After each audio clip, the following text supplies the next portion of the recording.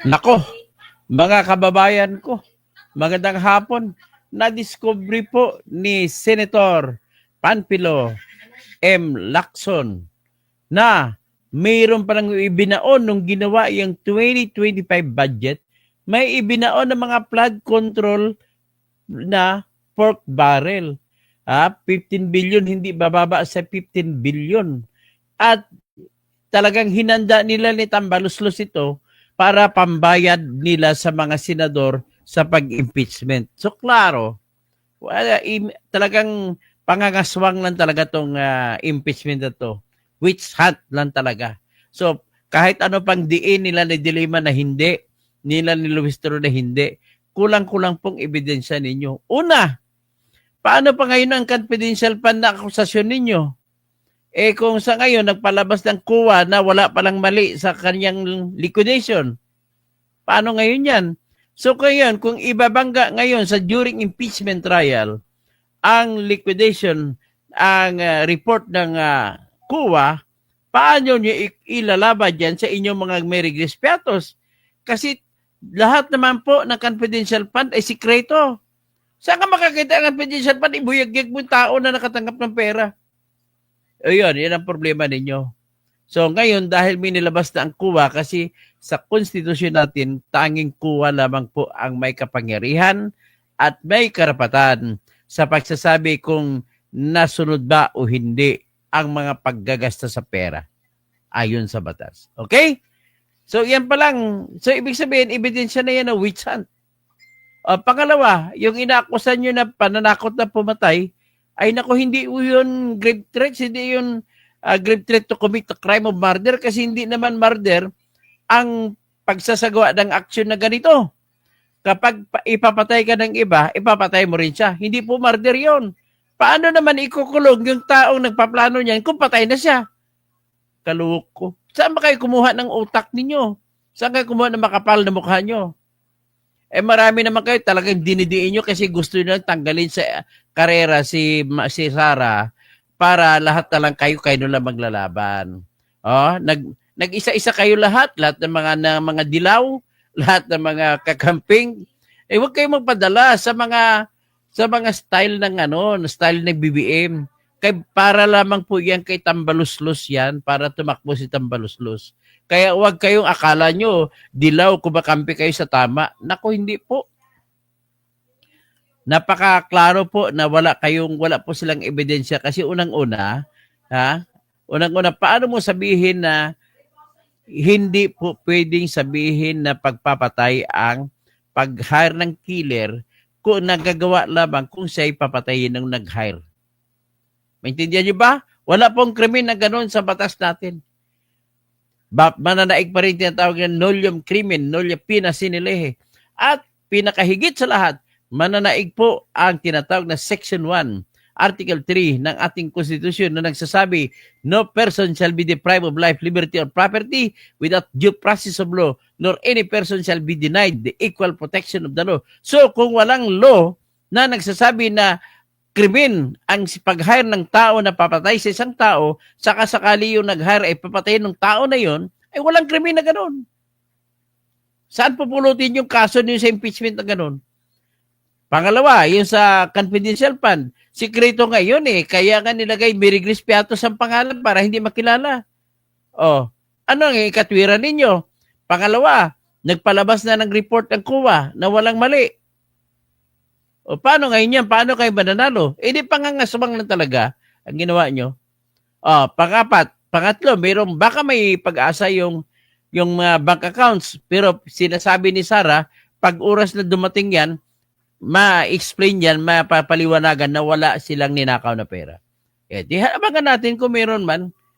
Pero at this time, what is important is, yung pag-impeachment ay hindi nakakain. Hindi yan kagaya ng 20 pesos na bigas. Hindi nakakain yan.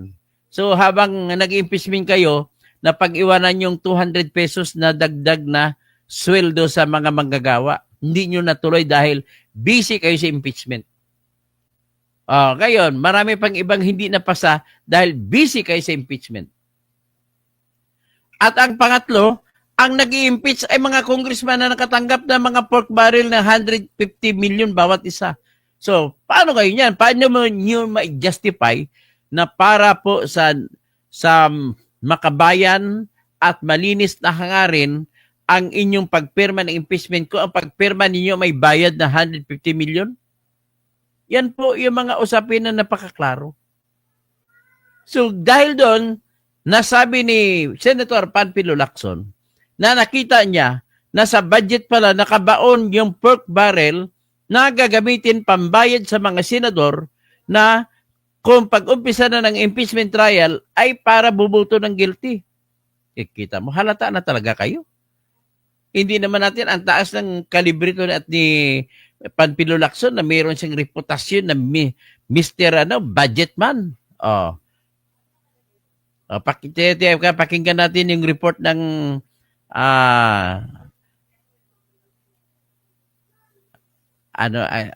Lacson. Asa na po eh? Ito. I-share natin yung report tungkol kay Lacson.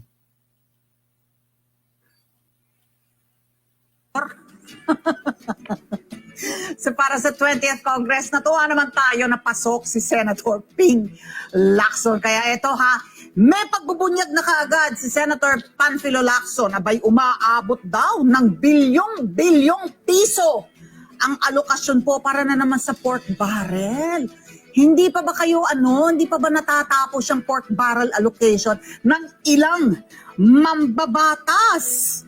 May isa nga anyang kongresista ang nakatanggap ng alokasyon ng hanggang 15 billion pesos.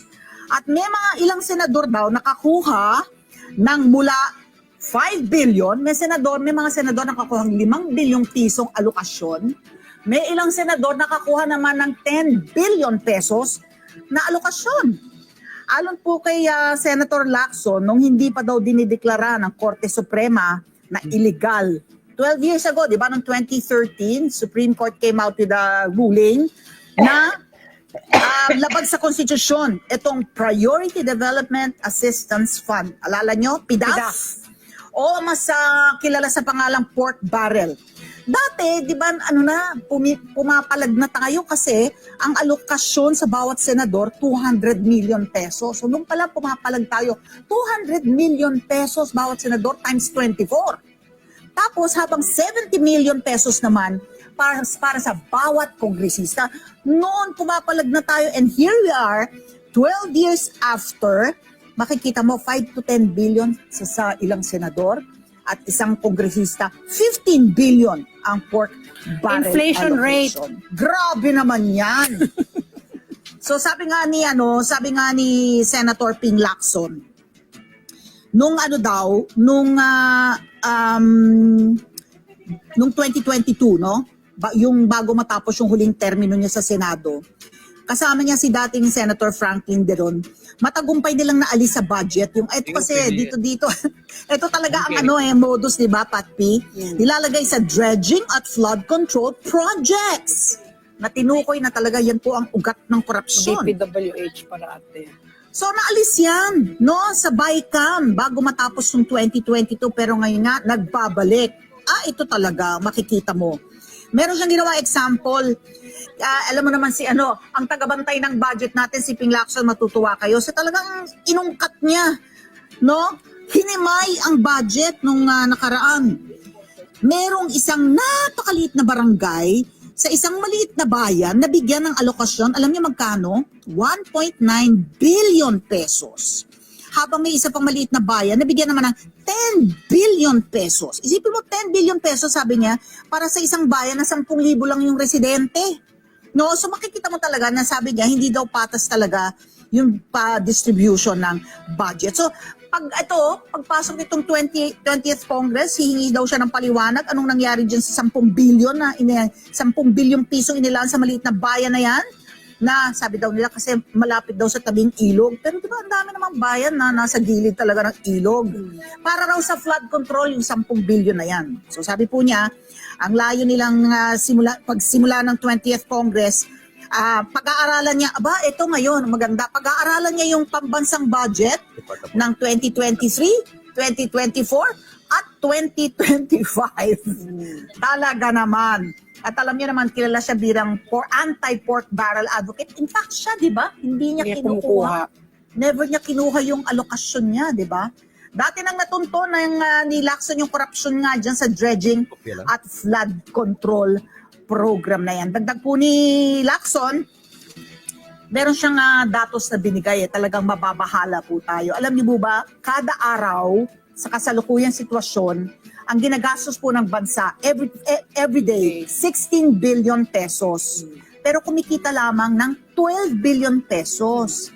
Sa makatwid, ibig sabihin yan, 4 billion pesos ang deficit, no? Kakulangan bawat araw na kailangang utangin. So ang babala po ni Lacson, kung hindi daw maiaayos kung paano ginagamit ang national budget, posibleng umabot pa sa punto na mangangailangan ng manghiram ng bansa ng 10 bilyong piso kada araw. Ito maganda, na balita to the other day, hindi lang natin napatulan, na meron na naman siyang panukalang batas tungkol sa transparency, no? Dahil yun lagi ang inaano natin, paulit-ulit nating binabanggit dito sa ASPN. So sinusulong po ni ni Senator Ping Lacson na dapat nga para sa transparency sa paglikha po ng ating the whole process ng pambansang budget. Meron siyang panukalang batas, People's Participation in the National Budget Process Act. Galing, Aba, maganda yan. Dapat ang tao ay sumali sa pagbubuo ng budget. no? So yung panukala niya yan, yung mga tinatawag na CSO, Civil Society organizations, makikilahok in every step of the way, bawat antas ng deliberation ng budget. No? Mula barangay, pwede na pumasok doon sa budget deliberations. Kasama dyan, yung sinasabi nga natin, lagi nating binabanggit, yung magic na nangyayari po sa Bicameral Conference Committee, ay talagang dapat daw, yan ay i-broadcast, bukas sa publiko.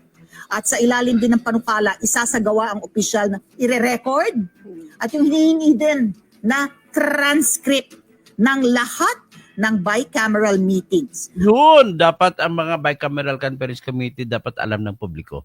Kaya may transcript daw, ipopost sa website. At ilalabas kaagad sa publiko upang masigurong malinaw kung paanong nabuo yung pinal na bersyon ng ating pambansang budget. Okay, yan ang sinabi niya. Si Lacson na mismo nagsabi niyan. Kasi sa lahat po ng mga senador, sa pagdating sa budget, ay pinakamataas po ang reputasyon si Panfilo Lacson. Yan po, pag pinag-usapan mo patungkol dyan, yan po ang pinakamataas ang reputasyon. So, na-discover niya po na yung may mga malalaking pork barrel na nakalaan para sa mga senadores. Na ang ibig sabihin, para saan ba yan? Hindi naman hiningi yan. Nung ginawa niya, yung December pa yan. So, ang ibig sabihin, planadong-planado ito. Naniniwala tuloy ako sa 1 trillion conspiracy na ang pakay niyan ay matanggal lamang na bawalan na ma-impeach, ma-convict sa impeachment si Sara para hindi na siya pwedeng tumakbo sa election sa 2028. So, klaro naman, nakita niyo naman na talagang pangangaswang lang itong ginagawa nila. Wala naman silang ebidensya. At hindi mo pwede sabihin na napunta kay Sara na bulsa dahil lamang sa mga peke yung pangalan ng mga resibo sa confidential fund. Alalahanin nyo, confidential fund po yun. Hindi po yung ordinaryo na pundo.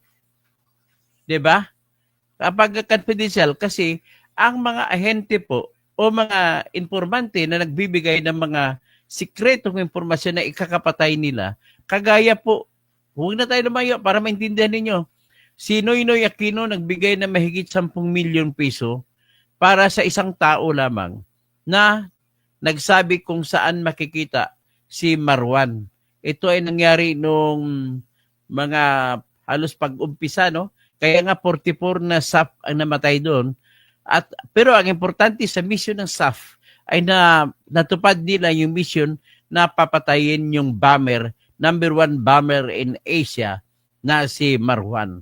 So yan po, ganong kahalaga po ang confidential fund. Okay, naintindihan na ninyo? So, ano pa, what else? Nais ko pala iulitin, magagalit man kayo o hindi, nasa inyo na yan, tulungan niyo ako ng panggastos ko, ibabayad ko sa Senate Electoral Tribunal, kabuuan po ay 60,000 pesos para sa pagbayad sa pagsampa ng kasong kuwaranto laban po kay Erwin Tulfo na dapat po tanggalin sa Senado dahil siya'y Amerikano. May passport po siya, 31 years niya nahawak ang passport na Amerikano siya. Ginawa niya lang sa pangalang Eric Sylvester Tulfo. At naging sundalo pa siya ng Amerika noong 1988. Lumaban pa siya sa Iraq War. Ang lahat po ng sundalo sa Amerika, kahit sa ang bansa, pag ikaw pumasok pagkasundalo, ikaw ay nanunumpa para sa watawat, sa bansa, at saka sa konstitusyon ng bansa kung saan ka naging sundalo. Kaya, nalabag ang utos sa ating konstitusyon na bawal magkaroon ng dual allegiance ang Pilipino. So kung Pilipino ka, nagkaroon ka ng dual allegiance pagka-Pilipino at pagka-Amerikano. Yan po ang nangyari dyan. Kaya po, magandang hapon po sa inyo lahat. Pakipasa nyo ito. Matutuwa na ako. Pakilike ninyo.